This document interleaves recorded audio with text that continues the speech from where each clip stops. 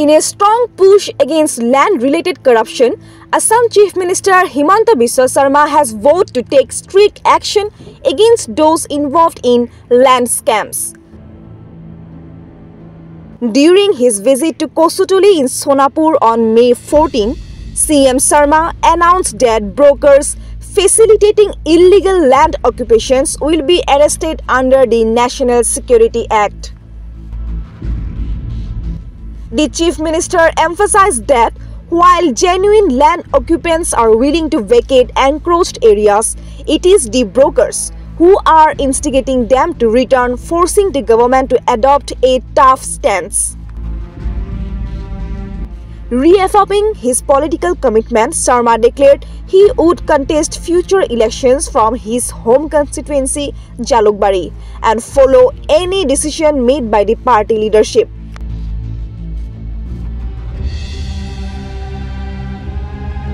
Focusing on development, Sarma highlighted plans for major infrastructure work in Jorhat, promising new projects aimed at regional growth and community improvement.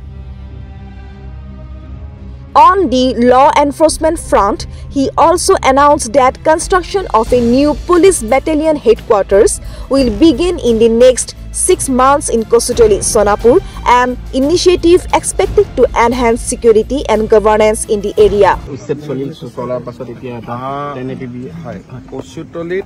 আপোনালোকে দেখিছে যে আমাৰ এই গোটেই অঞ্চলটো tribal belt and block কিন্তু tribal belt and block হলেও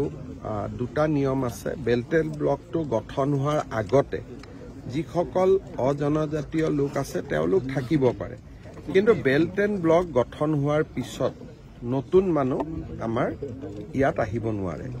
গতিকে যিসকলে ট্ৰাইবেল বেল্ট এণ্ড ব্লক হোৱাৰ আগতে ইয়াত আছিল তেওঁলোকক আমি দিগদাৰ কৰা নাই বা দিগদাৰ কৰাৰ কথা নুঠে কিন্তু যিখিনি ট্ৰাইবেল বেল্ট এণ্ড ব্লক গঠন হোৱাৰ পিছত ইয়াত আহিলে তেওঁলোকক আমি লাহে লাহে ইয়াৰ পৰা পঠিয়াব লাগিব সমস্যাটো হৈছে কি যে এটা সময়ত বিশেষকৈ আমি ৰাজনীতি কৰা মানুহবিলাকে কাৰোবাক ৰাস্তা বনাই দিলো কাৰোবাক ইলেক্ট্ৰিচিটি দিলো কাৰোবাক পানীৰ সুবিধা দিলো ধুনীয়া ৰাস্তা বনাই দিলো আৰু লাহে লাহে বিষয়টো একেবাৰে আমাৰ হাতৰ বাহিৰত উলাই গুছি গ'ল কচুতলিত প্ৰায় 1000 বিঘা মাটি আমি এভিকশন কৰি ৰাখিব পাৰিছো কিন্তু ইয়াত কিছুমান মাটিৰ দালাল আছে বাৰে বাৰে মানুহখিনিক মাটি আনে গতিকে এতিয়া আমি মাটিৰ দালালখিনিকো এনএছএত আমি এৰেষ্ট কৰি লম যদি এই ধৰণে ব্যৱস্থা কৰি থাকে কালি দুজন তিনজন এৰেষ্ট হৈছে কিন্তু তেওঁলোকক দীঘলীয়াকৈ এৰেষ্ট কৰিব লাগিব ইয়াত আমি এটা পুলিচ বেটেলিয়ন কৰিম যাতে মাটিখিনি বাকি মাটিখিনি সংৰক্ষিত কৰিব পাৰে আৰু আমি সকলোৰে লগত আলোচনা কৰি অৱশিষ্ট মাটিখিনিও কেনেকে ভাল কামত মই এখন মেডিকেল কলেজৰো চিন্তান দৰদি ৰাইজৰ লাভ হোৱা বুলে এখন ইউনিভাৰ্চিটি হ'ব পাৰে এখন মেডিকেল কলেজ হ'ব পাৰে যিখিনিয়ে সমূহ ৰাইজৰ লাভ কৰিব পাৰে লাহে লাহে তেনেকুৱা কিবা আমি আনিবৰ বাবে চেষ্টা কৰিব লাগিব আৰু ভূমিহীন জনজাতি লোক থাকিলে তেওঁলোকক আমি অলটমেন্টটো দিব পাৰো যদি কোনোবা ট্ৰাইবেল ল্যান্ডলেস ব্যক্তি আছে তেওঁলোকেও অলটমেন্টটো ল'ব পাৰে কিন্তু মাটিখিনি আমি অকনমান ধুনিয়াকৈ সংৰক্ষণ কৰিম আৰু বেটেলিয়নটো আহিলে মাটিখিনি সংৰক্ষণ হৈ যাব কিমান মান ভূমি তেলুৱা হ'ব কেতিয়া পৰা কাম আৰম্ভ হ'ব মই ভাবিছো যে আমি আৰু 6 মাহৰ ভিতৰত ইয়াতে বেটেলিয়ন নিৰ্মাণৰ কামটো আৰম্ভ কৰিম আৰু 3 বছৰটো লাগিবই সম্পূৰ্ণ হওঁতে গতিকে সেই ধৰণে চলি গৈ থাকিব কিমান বিঘা সামৰিব স্যাৰ ইয়াতে আমাৰ হাৰ্ডলি 100 বিঘা বেটেলিয়নৰ কাৰণে ইমান নালাগে 100 বিঘা মাটি আৰু আমি